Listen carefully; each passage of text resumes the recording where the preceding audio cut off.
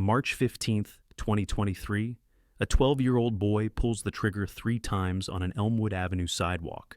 Antonio Rodriguez, 16, dies 47 minutes later at Rhode Island Hospital. Marcus Williams sits in Judge Caprio's courtroom, convinced his age makes him untouchable. "You can't do nothing to me. I'm just a kid," he told arresting officers.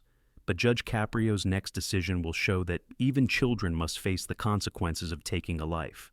This is Marcus Williams' story, a case that tested America's most compassionate judge when childhood innocence collided with adult consequences. Before we begin, subscribe to the channel and let us know where you're watching from, because we all remember being 12 and thinking the rules didn't apply to us. 6 weeks after the shooting that shook Providence's Elmwood neighborhood, the imposing doors of municipal court swing open to reveal a scene unlike any Judge Frank Caprio has presided over in his decades on the bench.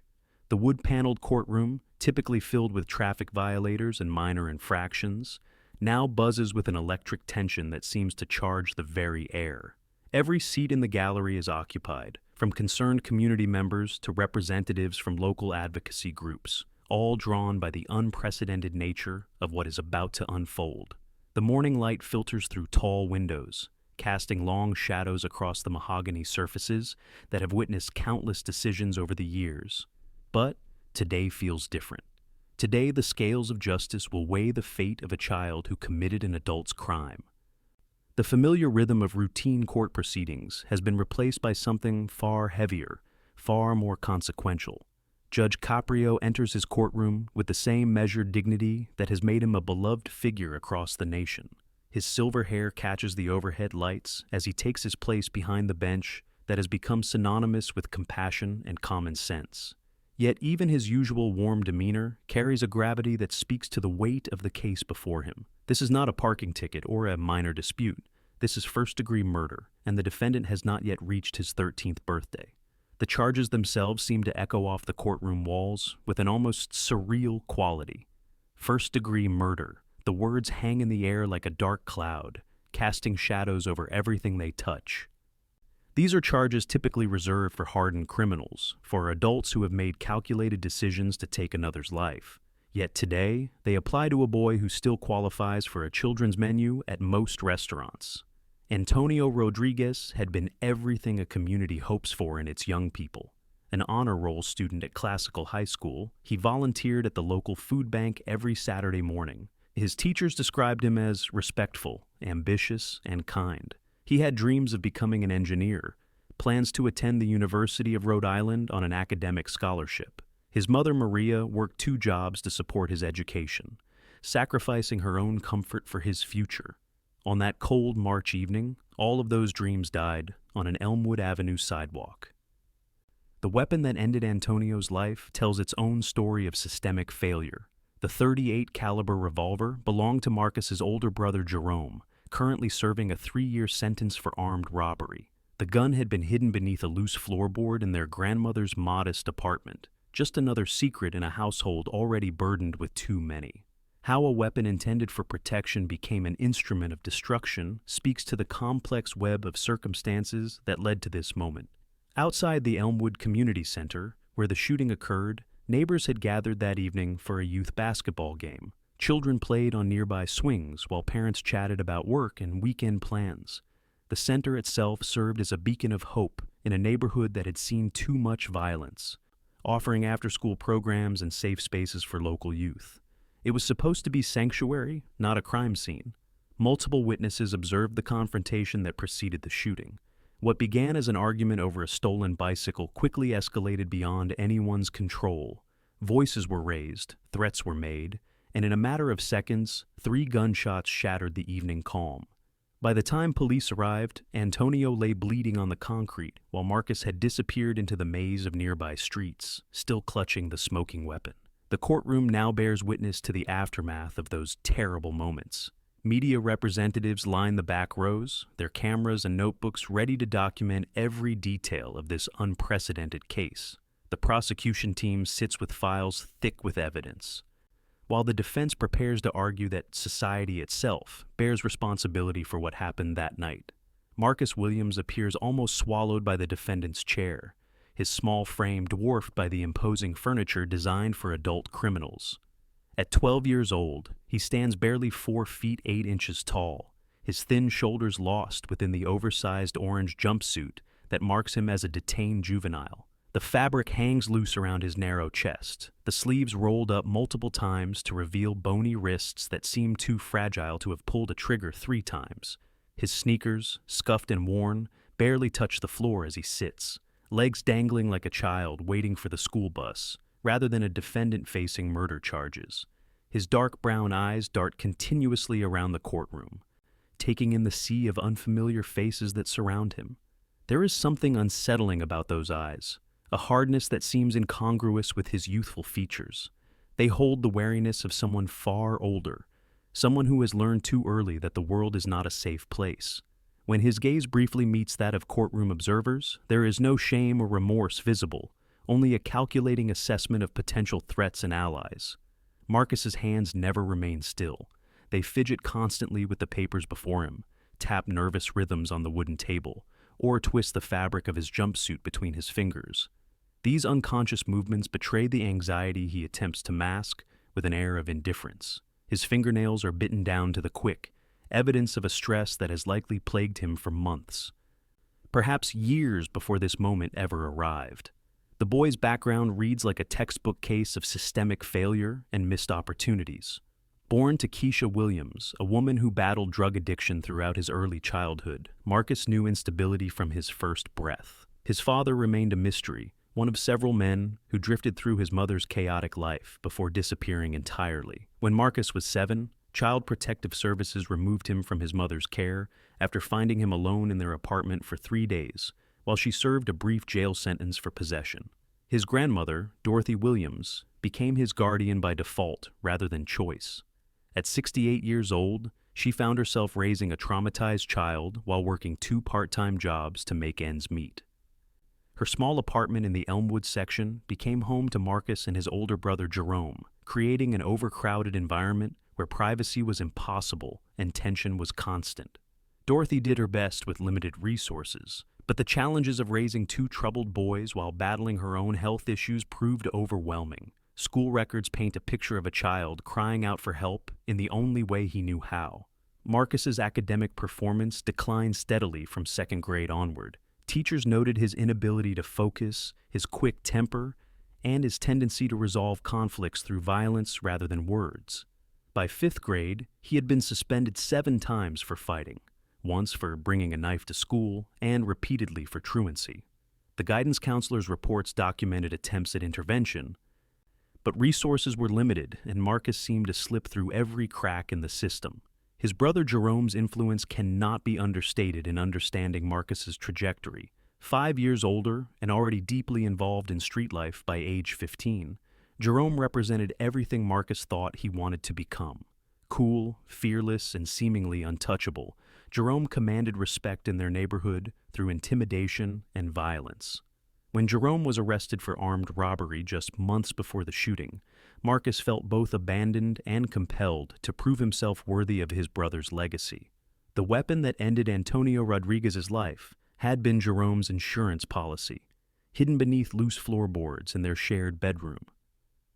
Marcus knew exactly where to find it when anger and fear overwhelmed his 12-year-old judgment.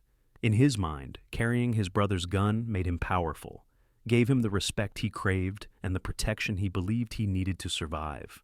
Now, sitting in Judge Caprio's courtroom, Marcus maintains the facade of defiance that has served as his shield for so long. His posture remains deliberately casual, slumped in his chair with an expression that suggests boredom rather than concern. The first sign of trouble emerges during the preliminary proceedings, when Judge Caprio begins explaining the charges against Marcus Williams. As the judge's voice fills the courtroom with measured authority, outlining the gravity of first-degree murder charges, Marcus shifts restlessly in his chair. His court-appointed attorney, Sarah Chen, notices the subtle changes in her client's demeanor and places a warning hand on his arm, but the gesture goes unheeded. "This is stupid," Marcus mutters, his voice carrying just loud enough for the front rows to hear. "I shouldn't even be here." The words slice through the formal atmosphere like a blade, causing heads to turn and eyebrows to raise throughout the gallery. His grandmother Dorothy, seated in the third row, closes her eyes in dismay, her weathered hands gripping her purse so tightly her knuckles turn white. Judge Caprio pauses mid-sentence, his experienced ears catching the disrespectful interruption immediately. His gray eyes focus intently on the young defendant, studying the boy's face for any sign of remorse or recognition of the seriousness of his situation. What he sees instead is defiance wrapped in the thin veneer of childhood innocence.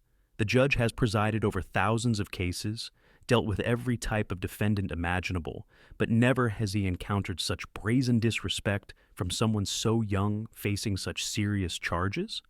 "Young man," Judge Caprio says, his voice maintaining its characteristic warmth while carrying an unmistakable note of steel, "you will remain silent unless asked to speak in my courtroom." The rebuke is gentle by courtroom standards, delivered with the patience of someone who has spent decades dealing with difficult defendants. Yet there is an authority in his tone that typically brings immediate compliance from even the most hardened criminals. Marcus responds by rolling his eyes dramatically and slumping further into his chair, a gesture of teenage rebellion that seems particularly inappropriate given the circumstances.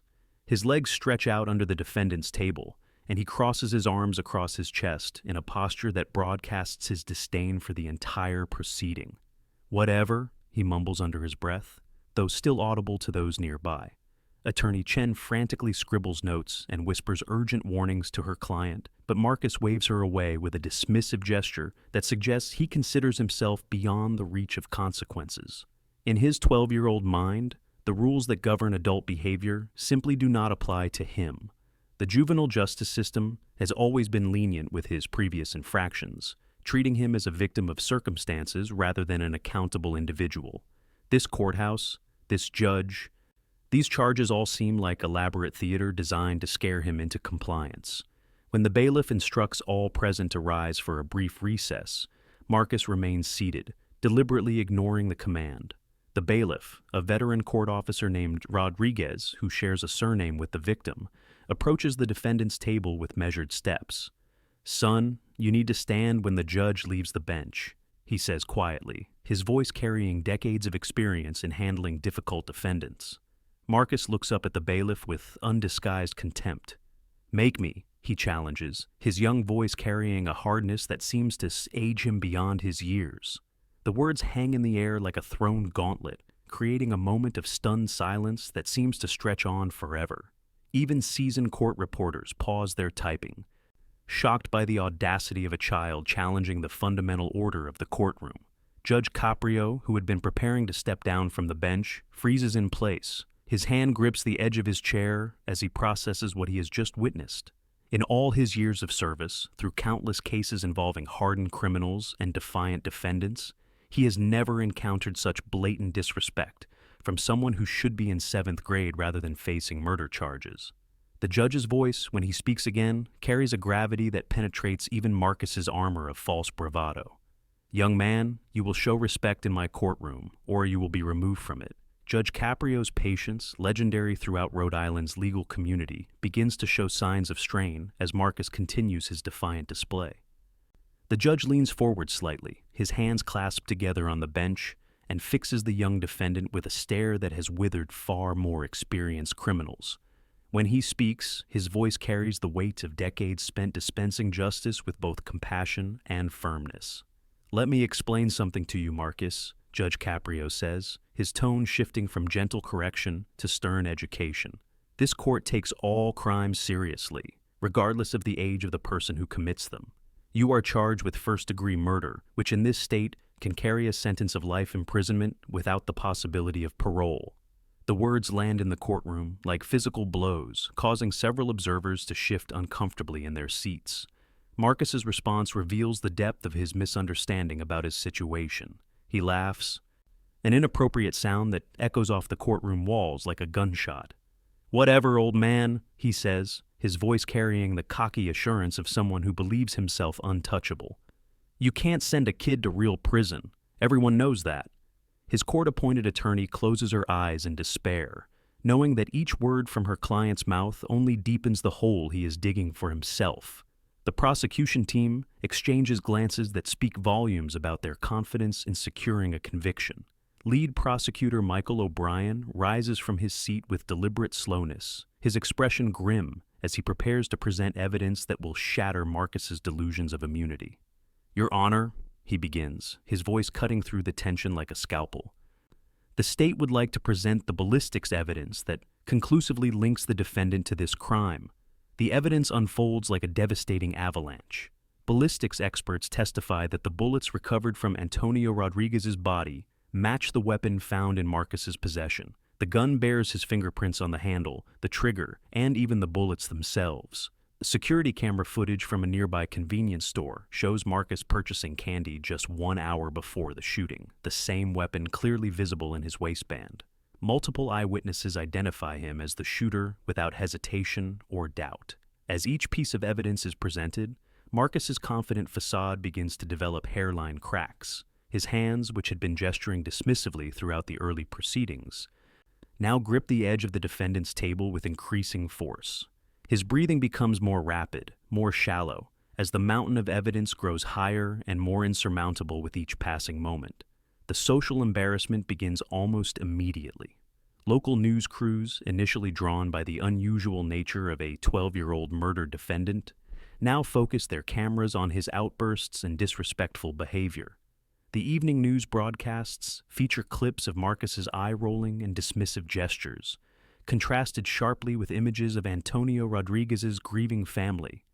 Community members who had initially felt sympathy for such a young defendant now shake their heads in disgust at his apparent lack of remorse. Judge Caprio refuses to modify his approach based on the defendant's age.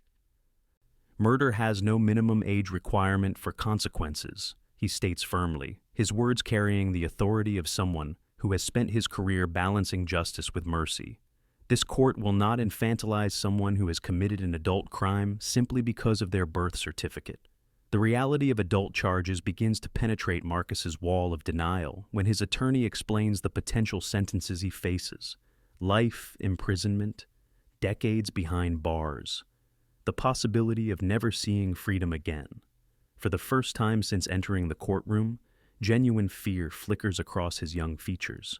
His voice, when he whispers to his attorney, carries a tremor that betrays his growing panic.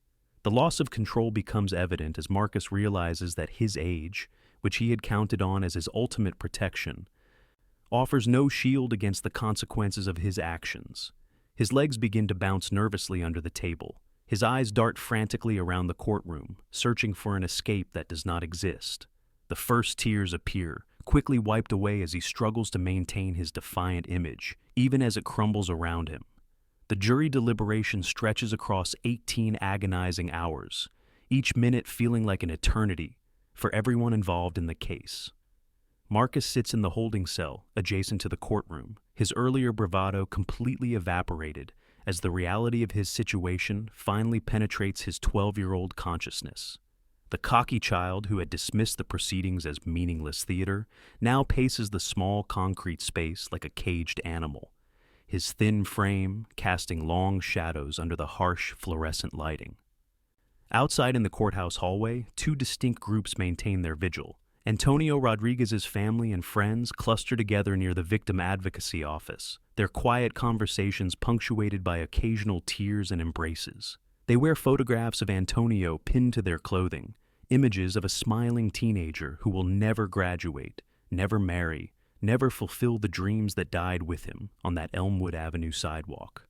Maria Rodriguez sits in stoic silence, her weathered hands clutching a rosary as she prays for justice for her murdered son. On the opposite side of the hallway, Dorothy Williams sits alone on a wooden bench, her elderly frame bent with the weight of grief and shame. At 71 years old, she never imagined she would spend her twilight years watching her grandson face murder charges. The other family members and community supporters who might have stood with her have gradually melted away as Marcus's behavior in court alienated even those who initially sympathized with his youth. The media presence has intensified throughout the trial, with national news outlets now covering what began as a local tragedy. Camera crews line the courthouse steps, their reporters updating audiences across the country on the unprecedented case of Rhode Island's youngest murder defendant. Social media buzzes with heated debates about juvenile justice, with hashtags trending in support of both the victim and discussions about childhood accountability. When the jury finally signals their readiness with a simple note passed to the bailiff, the courthouse erupts into controlled chaos. Word spreads quickly through the building, drawing spectators who had waited days for this moment. Judge Caprio, who has spent the deliberation period in his chambers reviewing similar cases from across the nation, returns to his bench with the gravity of Solomon, preparing to render judgment. The jury files into the courtroom with faces that reveal nothing about their deliberations. 12 citizens who have spent nearly a full day wrestling with questions that have no easy answers take their seats with the weight of their decision visible in their movements. The foreman, a middle-aged construction worker named Thomas Chen, holds a single piece of paper that will determine the fate of a child who took another child's life. Marcus enters the courtroom flanked by 2 bailiffs, his orange jumpsuit somehow seeming even more oversized than before. His face is pale, his eyes red-rimmed from crying, and his hands shake visibly as he takes his place at the defendant's table. The transformation from defiant child to terrified defendant is complete and devastating to witness. Judge Caprio instructs Marcus to stand for the reading of the verdict. The boy's legs barely support him as he rises, his attorney's steadying hand on his elbow the only thing preventing him from collapsing. The courtroom falls into absolute silence, the kind of quiet that seems to press against the eardrums and make every heartbeat audible. Has the jury reached a verdict? Judge Caprio asks, his voice carrying across the silent courtroom with ceremonial gravity. "We have, Your Honor," responds the foreman, his voice steady despite the magnitude of the moment. "On the charge of murder in the first degree, how do you find?" The pause that follows seems to stretch across years rather than seconds. Marcus's breathing becomes rapid and shallow. His grandmother's rosary beads click softly as her prayers intensify. "We find the defendant guilty of murder in the second degree." The words hit the courtroom like a physical force. Marcus's knees buckle completely, and he collapses into his chair as a sound somewhere between a gasp and a sob escapes his throat.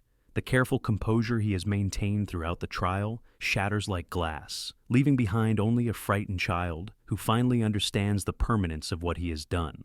The sentencing phase begins 3 days after the verdict, allowing time for both the prosecution and defense to prepare their final arguments about what justice should look like for a 12-year-old convicted of murder. The courtroom atmosphere has shifted dramatically since Marcus's breakdown following the guilty verdict. Gone is the defiant child who had mocked the proceedings. In his place sits a broken boy who finally comprehends the magnitude of his actions and their irreversible consequences. Judge Caprio makes the unprecedented decision to allow Marcus to testify on his own behalf during the sentencing hearing, understanding that the court needs to hear directly from the child before determining his fate. As Marcus takes the witness stand, his small frame seems to disappear entirely within the wooden structure designed for adult witnesses. His voice, when he finally speaks, is barely above a whisper, forcing everyone in the courtroom to lean forward to catch his words. "I was scared Antonio would hurt me," Marcus begins, his testimony revealing layers of fear and desperation that had driven his actions the March evening. His voice trembles as he describes a life lived in constant anticipation of violence, where survival meant striking first before others could strike him. "Nobody ever taught me there was another way," he continues, his words cutting through the courtroom like a confession that encompasses far more than just the shooting itself. The revelation of Marcus's testimony exposes the systematic failures that created the conditions for tragedy. Social worker Jennifer Martinez takes the stand to present a case file that reads like a catalog of missed opportunities and bureaucratic negligence. Her testimony reveals that Marcus had been flagged as at risk numerous times throughout his short life, but budget constraints and overwhelming caseloads prevented meaningful intervention. "We identified him as a child in crisis when he was 8 years old," she testifies, her voice heavy with professional regret. "But our hands were tied by limited resources and competing priorities. School officials paint a picture of a child crying out for help in the only language he knew. Principal Robert Thompson describes Marcus as a student who seemed to seek punishment as a form of attention, escalating his disruptive behavior whenever adults began to ignore him. He would rather be suspended than invisible, Thompson explains, his testimony revealing the tragic irony of a child whose desperate need for connection manifested as increasingly violent behavior. The community's collective failure becomes impossible to ignore as witness after witness takes the stand. Youth program coordinators admit they had no outreach efforts in Marcus's neighborhood. Mental health professionals acknowledge the lack of trauma-informed services available to children like him. Even law enforcement officials concede that their only interactions with Marcus had been punitive rather than preventive, treating symptoms rather than addressing underlying causes.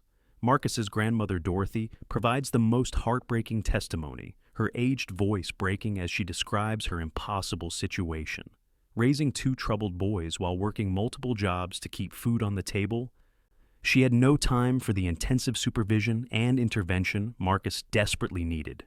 "I tried my best," she weeps, her words echoing the failures of an entire system. "But my best wasn't enough to save either of my boys." When Marcus addresses Antonio's family directly, the courtroom witnesses a moment of profound human connection across the chasm of grief and guilt.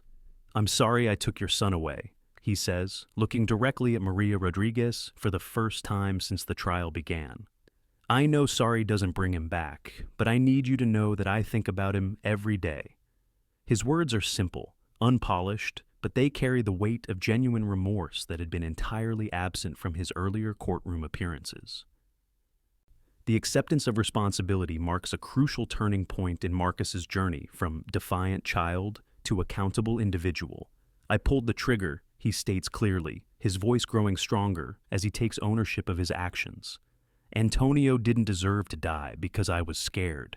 I made the wrong choice, and I have to live with that forever."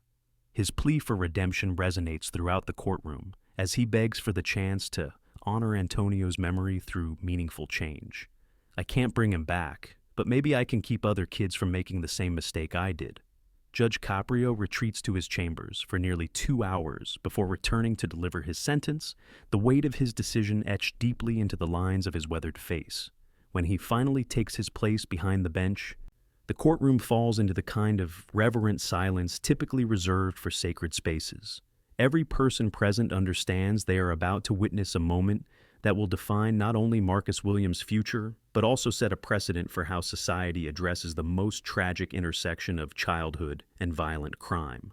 The judge's voice, when he begins to speak, carries the accumulated wisdom of decades spent balancing justice with mercy. "This court has wrestled with a decision that challenges everything we believe about childhood, accountability, and the possibility of redemption," he begins, his words measured and deliberate. "We are asked to sentence a child who committed an adult's crime, to find justice for a victim while preserving hope for a perpetrator who has barely begun to live." Marcus sits perfectly still as Judge Caprio outlines the factors that influenced his decision. The judge acknowledges the systematic failures that contributed to the tragedy while refusing to excuse the ultimate choice that led to Antonio Rodriguez's death. "You took a life, Marcus," Judge Caprio states with unflinching clarity, "and that demands accountability regardless of your age. No circumstance, no matter how tragic, justifies the taking of an innocent life." The sentence, when it comes, reflects the careful balance Judge Caprio has sought throughout this unprecedented case. "This court sentences you to detention in the Rhode Island Juvenile Facility until your 18th birthday," he announces, his voice carrying both firmness and compassion. "Upon your release, you will serve 15 years of supervised probation with mandatory counseling, completion of your education, and 1,000 hours of community service and victim impact programs." Judge Caprio's reasoning unfolds like a carefully constructed argument for restorative justice within the framework of accountability. "This sentence serves multiple purposes," he explains to the packed courtroom. "It holds you responsible for your actions while acknowledging that you remain a child capable of growth and change. It provides justice for Antonio Rodriguez while preserving the possibility that his death might ultimately prevent other tragedies." The judge's words to Marcus become the emotional centerpiece of the sentencing. Delivered with the gravity of a father speaking to a son who has disappointed him beyond measure, yet remains beloved. "You will carry the weight of what you did for the rest of your life," Judge Caprio tells the trembling boy before him. "But you can choose to carry it as a burden that destroys you or as a responsibility that transforms you. Antonio Rodriguez deserved to live. Honor his memory by living better. The immediate reaction in the courtroom reflects the complex emotions surrounding the case. Prosecutor Michael O'Brien nods his approval at a sentence that recognizes the severity of the crime while avoiding the harshness of adult prison for a 12-year-old. Defense attorney Sarah Chen shows visible relief that her client has avoided the possibility of life imprisonment, understanding that the sentence, while serious, offers genuine hope for rehabilitation and eventual reintegration into society. Maria Rodriguez, Antonio's mother, sits in stunned silence as she processes the judge's decision. Her initial desire for maximum punishment has evolved throughout the trial into a more complex understanding of justice that encompasses both accountability and the possibility of preventing future tragedies. When reporters approach her after the sentencing, she speaks with quiet dignity about her cautious acceptance of the judge's wisdom. Marcus accepts the sentence with a maturity that stands in stark contrast to his earlier courtroom behavior. He stands when instructed, looks directly at Judge Caprio, and nods his understanding of the terms of his punishment. There are no protests, no complaints about unfairness. Only the quiet acceptance of consequences by a child who has finally grasped the weight of his actions. The courtroom erupts in spontaneous applause as Judge Caprio concludes his remarks, the sustained ovation reflecting widespread recognition of the wisdom and compassion he has demonstrated in navigating an impossible situation. Legal experts present acknowledge that they have witnessed a masterclass in judicial decision-making, a perfect balance of accountability and hope that will likely influence juvenile justice policy for years to come. The years following Marcus Williams' sentencing reveal a transformation that even the most optimistic observers could hardly have predicted.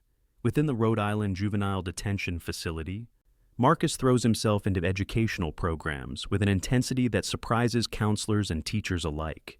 He earns his high school equivalency diploma 2 years ahead of schedule, then begins correspondence courses with Community College of Rhode Island. His academic achievements become a source of pride, not just for himself, but for other detained youth who begin to see education as a pathway to redemption, rather than merely a requirement to endure. Marcus's evolution into a peer counselor represents perhaps the most significant aspect of his rehabilitation. He begins speaking to newly arrived detainees about the consequences of violence, sharing his story with a raw honesty that resonates with children who have traveled similar paths. His message is simple but powerful. Every choice has consequences that extend far beyond the moment of decision. Former gang members and violent offenders listen to Marcus with attention they rarely give to adult counselors, recognizing in his voice the authenticity of lived experience. The correspondence he maintains with Antonio Rodriguez's family becomes an unexpected source of healing for both sides of the tragedy.